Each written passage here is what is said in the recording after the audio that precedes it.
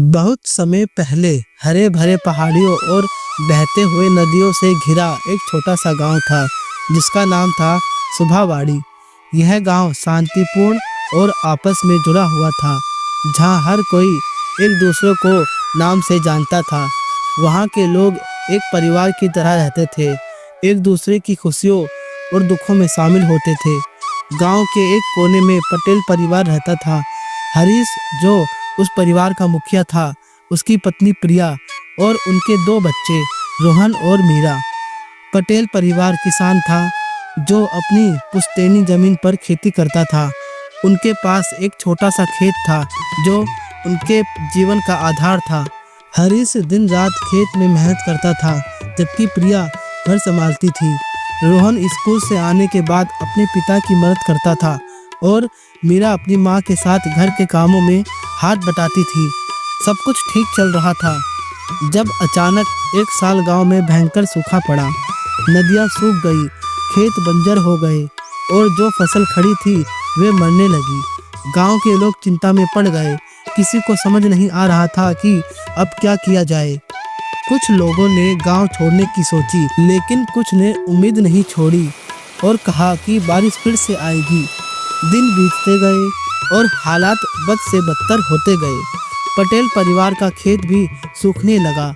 घर में जो थोड़ी बहुत बचत थी वह भी खत्म हो रही थी। हरीश रातों को जागता रहता, सोचता कि अब आगे क्या होगा। एक शाम जब वह अपने घर के बाहर बैठे हुए सूखे खेतों को देख रहा था, उसकी पत्नी प्रिया उसके पास आई और बोली, हमें हार नहीं माननी चाहिए हरीश, ये जमीन हमारी है, हमने इसे नहीं छोड़ा तो ये भी हमें नहीं छोड़ेगी।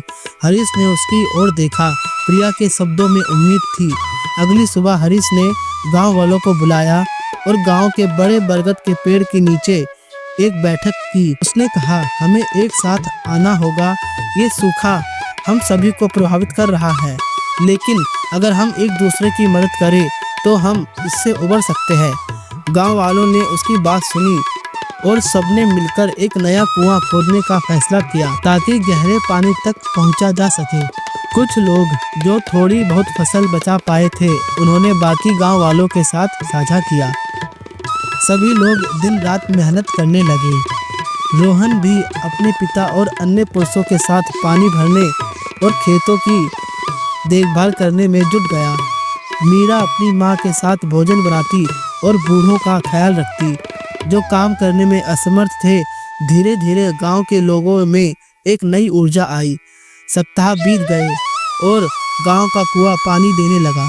कुछ फसलें जो मुरझा चुकी थी अब जीवन के लक्षण दिखाने लगी। गांव में फिर से एक उम्मीद की किरण जागी। एक दिन जब आसमान में सूरज तेजी से चमक रहा था, अचानक आसमान में काले बादल छा गए। गांव के लोग हैरान होकर आसमान की ओर देखने लगे। पहले कुछ बूंदें गिरी, फिर अचानक जोरदार बारिश शुरू हो गई। सूखी धरती ने बारिश के पानी को खुशी खुशी पी लिया और फसलें फिर से खिल उठी। गांव में हर तरफ खुशी का माहौल था। लोग बारिश में नाच रहे थे, हंस रहे थे और उनकी मेहनत का फल देख रहे थे। हरीश और प्रिया अपने घर के सामने खड़े होकर अपने बच्चों को खेतों में दौड़ते हुए देख रहे थे।